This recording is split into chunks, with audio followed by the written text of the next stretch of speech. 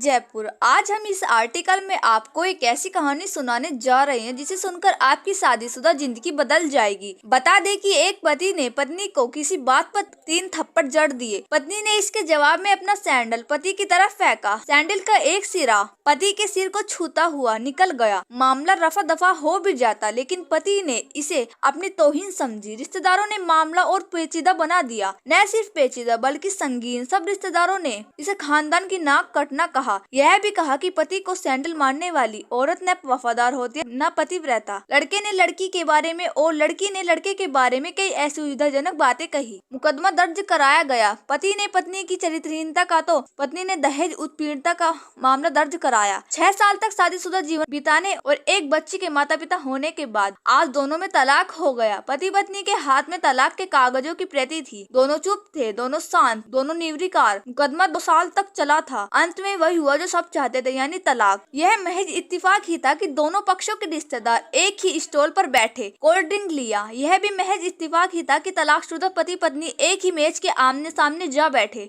लड़की की बेंच और वो दोनों कांग्रेचुलेशन, आप जो चाहते थे वही हुआ। स्त्री ने कहा, तुम्हें बधाई, तुम्हें भी बधाई, तुमने भी तो तलाक देकर जीत हासिल की। पुरुष बोला, तलाक क्या जीत का प्रतीक होता है? स्त्री ने पूछा, तुम बताओ। पुरुष के पूछने पर स्त्री ने जवाब नहीं दिया। वो चुपचाप बैठी रही। फिर बोली, तुमने मुझे चरित्रहीनता कहा था। अच्छा हुआ अब तुम्हारा चरित्रहीन स्त्री से पीछा छूटा। वो मेरी गलती थी, मुझे ऐसा नहीं करना चाहिए था। पुरुष बोला, मैंने बहुत मानसिक तनाव झेली है। स्त्री की आवाज सपाट थी, न दुख न गुस्सा। जानता हूँ पुरुष इसी हथियार से स्त्री पर वार करता है जो स्त्री के मन और आत्मा को लहूलुहान कर देता है। तुम बहुत उज्जवल हो, मुझे तुम्हारे बारे में ऐसी गंदी बात नहीं करनी चाहिए थी। मुझे बेहद अफसोस है। पुरुष ने कहा। स्त्री चुप रही। उसने एक बार पुरुष को देखा। कुछ पल चुप रहने के बाद पुरुष ने गहरी सांस ली और कहा, तुमने भी तो मुझे दहेज का लोभी कहा था, गलत कहा था। पुरुष की ओर देखती हुई स्त्री बोली। कुछ देर चुप रही, फिर बोली, मैं कोई और आरोप लगाती, लेकिन मैं नहीं। प्लास्टिक के कप में चाय आ गई। स्त्री ने चाय उठाई। चाय जरा सी छलकी। गर्म चाय स्त्री के हाथ पर गिरी।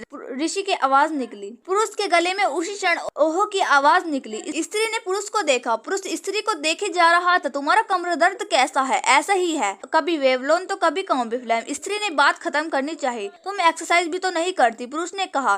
तो स्त्री फीकी हंसी हंस दी। तुम्हारे अस्थमा की क्या कंडीशन है? फिर अटैक तो नहीं पड़े? स्त्री ने पूछा। अस्थमा डॉक्टर सूर्य ने स्ट्रेन मेंटल स्ट्रेस कम करने को कहा है, पुरुष ने जानकारी दी। स्त्री ने पुरुष को देखा, देखती रही। एक टक जैसे पुरुष चेहरे पर छपे तनाव को पढ़ रही थी। इनहेलर तो लेते रहते हो ना? स्त्री ने पुरुष के चेहरे से नजरें हटाई और पूछा। हाँ, लेता रहता हूँ। आज लाना याद नहीं रहा, पुरुष ने कहा। तभी आज तुम्हारी सांस उखड़ी उखड़ी सी है, स्त्री ने हमदर्द लहजे में कहा। हाँ, कुछ इस वजह से और कुछ। पुरुष कहते कहते रुक गया। कुछ तनाव के कारण। स्त्री ने बात पूरी की। पुरुष कुछ सोचता रहा, फिर बोला, तुम्हें 4 लाख रुपए देने हैं और 6,000 रुपए महीने भी। हाँ, फिर स्त्री ने पूछा। वसुंधरा में फ्लैट है, तुम्हें तो पता है। मैं उसे तुम्हारे नाम कर देता हूँ। 4 लाख रुपए फिलहाल मेरे पास नहीं है। पुरुष ने अपने मन की बात कही। वसुंधरा वाले फ्लैट की कीमत तो 20 लाख रुपए होगी। मुझे सिर्फ 4 लाख रुपए चाहिए। स्त्री ने स्पष्ट किया। बिटिया बड़ी होगी तो 100 खर्चे होते हैं। पुरुष ने कहा, वो तो तुम 6,000 रुपए महीना मुझे देते रहोगे। स्त्री बोली, हाँ जरूर दूंगा। 4 लाख अगर तुम्हारे पास नहीं है तो मुझे मत देना, स्त्री ने कहा। उसके स्वर में पुराने संबंधों की गर्द थी। पुरुष उसका चेहरा देखता रहा। कितनी सहृदय और कितनी सुंदर लग रही थी सामने बैठी स्त्री, जो कभी उसकी पत्नी हुआ करती थी। स्त्री पुरुष को देख रही थी और सोच रही थी, कितना सरल स्वभाव का है यह पुरुष, जो कभी उसका पति हुआ करता था। कितना प्यार करता था उससे। एक बार हरिद्वार में जब वह गंगा में स्नान कर रही थी तो उसके हाथ से जंजीर छूट गई। फिर पागलों की तरह वह बचाने चला आया था उसे। खुद तैरना नहीं आता, लाट साहब को और मुझे बचाने की कोशिश करता रहा। कितना अच्छा है, मैं ही खोट निकालती रही।